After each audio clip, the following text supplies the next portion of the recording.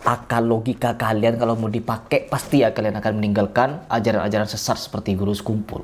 Ajaran-ajaran sesat seperti guru sekumpul. Assalamualaikum warahmatullahi wabarakatuh. Alhamdulillah kami sekarang bisa berbagi ilmu kembali dengan kalian semua. Kita belajar bersama untuk menuju kepada ridha Allah Subhanahu wa taala, dan supaya memiliki faham-faham yang benar, memiliki pemahaman yang benar, tidak melenceng dari ajaran syariat Islam, ajaran Rasulullah, ajaran Allah Subhanahu wa taala.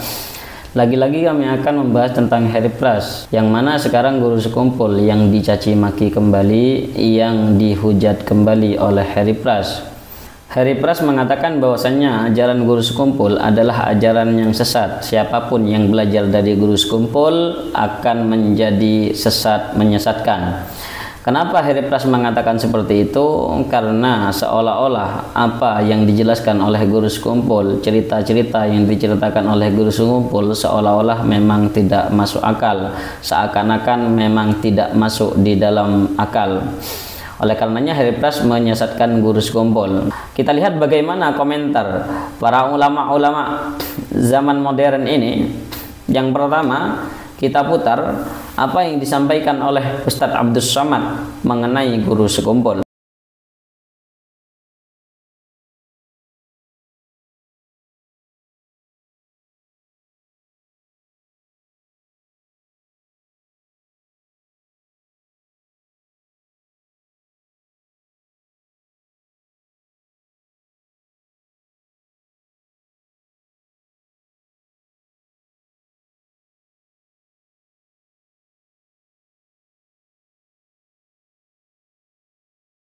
Yang kedua, kita lihat bagaimana komentarnya Ustadz Adi Hidayat. Guru Bakhit, guru mulia di Kalimantan itu ada waliun min auliya illahi, guru sekumpul, ada juga sekarang guru Bakhit. Dan kita lihat bagaimana komentarnya Agus Bahauddin.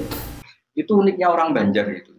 Meskipun hidup di mana-mana pakai bahasa Banjar. Termasuk kiainya siapa yang di Kholi besar di Banjar itu? Siapa itu?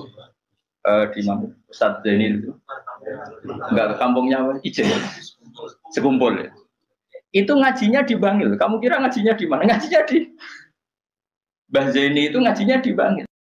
Dan banyak lagi para ulama di situ, entah ulama terdahulu atau ulama zaman modern ini yang mengagumi guru sekumpul. Namun waktunya tidak cukup, kita cuplik saja 3 ulama yang sangat terkenal ini, yang sangat diakui kealimannya. Beliau-beliau semua mengakui kealiman guru sekumpul, karomahnya guru sekumpul. Sedangkan kalau kita lihat bagaimana komentar Heripras tentang guru sekumpul, akal logika kalian kalau mau dipakai pasti ya kalian akan meninggalkan ajaran-ajaran sesat seperti guru sekumpul. Ajaran-ajaran sesat seperti guru sekumpul. Innalillahi wa inna ilaihi raji'un. Astagfirullahaladzim. Kita harus sering-sering mengucapkan ini sekarang. Bisa sangat berani Heripras ini menyesatkan ajaran guru sekumpul, padahal dia bukan siapa-siapa.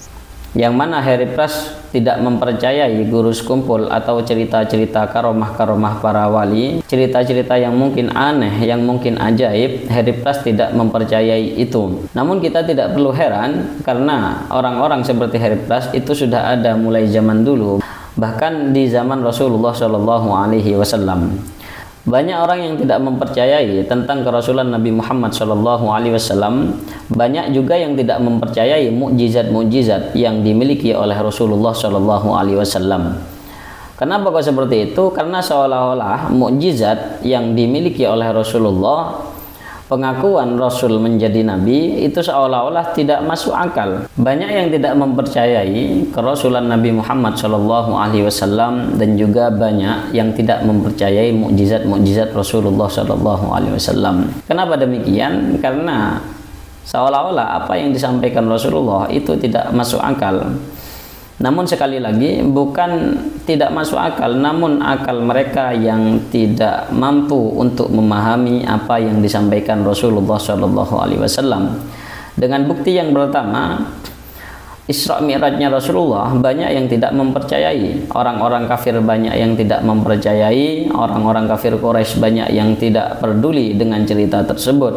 Mereka mengejar Rasulullah dengan cara memerintah Rasulullah mengangkat kaki kanan dan kaki kiri secara bersamaan, yang mana Rasulullah diajak tidak mungkin bisa. Bagaimana mungkin Rasulullah sampai ke langit ketujuh, menembus langit ketujuh, padahal mengangkat kaki kanan dan kaki kiri secara bersamaan pun tidak bisa. Namun alhamdulillah pada waktu itu ada sahabat yang bernama Sayyidina Abu Bakar As-Siddiq mempercayai tentang cerita Nabi Muhammad tersebut. Yang kedua, tentang kerasulan Nabi Muhammad juga banyak yang ingkar. Orang-orang kafir banyak yang ingkar. Kafir Quraisy terutama ya banyak yang ingkar tentang kerasulan Nabi Muhammad Shallallahu Alaihi Wasallam, karena seolah-olah tidak masuk akal ketika Nabi Muhammad menjadi seorang rasul, karena Nabi Muhammad tidak pernah belajar, tidak memiliki guru, Nabi Muhammad tidak bisa menulis, Nabi Muhammad tidak bisa membaca, bahkan Nabi Muhammad hanyalah anak yatim. Oleh karenanya orang-orang kafir Quraisy tidak mempercayai tentang kerasulan Nabi Muhammad. Mereka ingkar tentang kerasulan Nabi Muhammad. Namun alhamdulillah, ternyata di situ dijawab sendiri oleh Allah Subhanahu wa taala di dalam surat Yasin yang berbunyi Yasin wal Qur'anil Hakim innaka laminal mursalin. Yasin, wahai Nabi Muhammad, wal Qur'anil Hakim, demi Al-Qur'an yang bijaksana, demi Al-Qur'an yang menghukumi. Innaka laminal mursalin, sesungguhnya engkau itu termasuk golongan beberapa rasul, golongan beberapa utusan-utusan. Langsung Allah yang menjawab tentang keingkaran orang-orang kafir terhadap kerasulan Nabi Muhammad. Oleh karenanya kita tidak perlu heran, orang yang seperti Herakles ini sudah ada di zaman Rasulullah Shallallahu Alaihi Wasallam. Kenapa kok mereka tidak mempercayai? Intinya satu, karena mereka hanya menggunakan akal, tidak menggunakan hati. Mereka hanya menggunakan akal pikiran, tidak menggunakan iman. Oleh karenanya kita di dalam beragama, di dalam mempercayai cerita mukjizat dan karomah, itu tidak cukup dengan memakai akal, tapi juga harus memakai hati yang bersih, hati yang murni, hati yang menerima dengan apa yang telah diceritakan oleh Rasulullah, dengan apa yang telah disampaikan oleh Allah Subhanahu wa taala. Oleh karenanya Allah berfirman di dalam surah Al-Baqarah, alladzina yu'minuna bil ghaibi wa yuqimunas sholata wa mimma razaqnahum yunfikun. Orang-orang yang bertakwa itu siapa? Orang-orang yang bertakwa adalah alladzina yu'minuna bil ghaibi, yaitu orang-orang yang beriman dengan hal-hal gaib. Salah satunya adalah orang-orang yang beriman terhadap hal-hal gaib.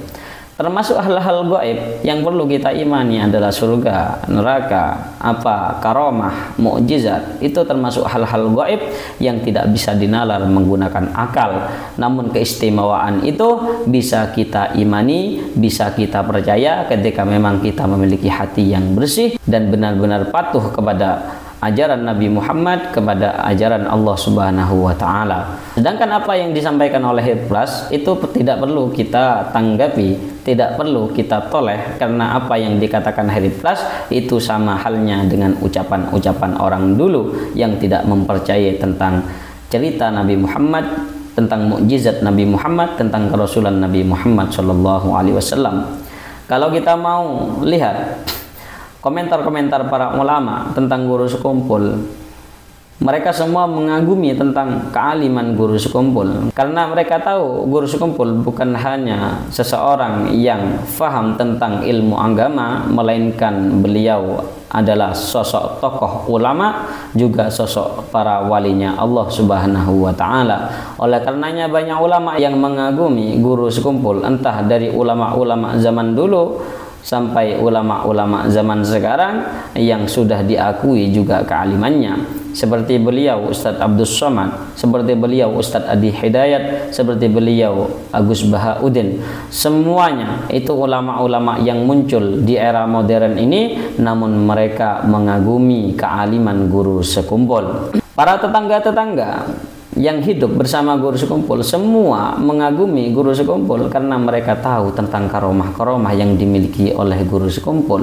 Sedangkan Herakles itu tidak pernah tahu sama sekali tentang guru sekumpul, karena dia tidak hidup di zaman guru sekumpul, juga bukan tetangganya, juga bukan muhibbinnya. Namun anehnya dia mengomentari guru sekumpul, itu termasuk sesuatu yang ajaib, tidak mengerti namun mengomentari, tidak mengerti namun memfitnah. Itulah ucapan-ucapan orang-orang yang SDM-nya rendah, yang tidak mengerti ilmu agama, yang tidak faham sama sekali tentang pelajaran agama, tentang karomah, tentang mukjizat, dan tentang keajaiban-keajaiban yang dimiliki oleh para ulama, yang dimiliki oleh para wali, yang dimiliki oleh para nabi dan rasulnya Allah Subhanahu wa ta'ala.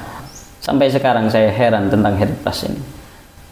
Kok bisa dia berani menyesatkan para ulama? Kok bisa dia berani mencaci maki para ulama? Kok bisa dia berani memfitnah para ulama? Ini yang sangat saya herankan sekarang. Apa karena duniawi? Apa karena harta? Apa karena uang? Kalau memang karena itu, saya ingatkan kepada beliau Harry Pras, saya ingatkan kepada Harry Pras bahwasannya agama tidak bisa ditukar dengan uang, agama tidak bisa ditukar dengan dunia, akhirat tidak bisa ditukar dengan dunia. Sangat rugi sekali kalau engkau menukar akhirat dengan dunia, sangat rugi sekali kalau engkau menjual agama demi uang. Uang akan sirna, namun akhirat akan kekal abadi. Dunia akan fana, namun akhirat akan tetap kekal selamanya. Oleh karenanya Harry Pras berhenti untuk menghujat para ulama. Jangan kau terus-teruskan itu.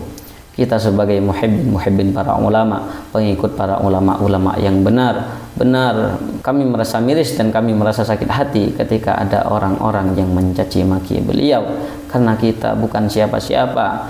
Karena kita bukan siapa-siapa, kita hanya bisa mengikuti para ulama-ulama tersebut, kita hanya bisa memegang ajaran-ajaran mereka, yang mana ajaran-ajaran mereka sesuai dengan tuntunan Rasulullah SAW, sesuai dengan apa yang diinginkan oleh Allah Subhanahu wa ta'ala. Salam akal sehat, salam gerakan anti wahabi, ihdinas shiratal mustaqim. Wassalamualaikum warahmatullahi wabarakatuh.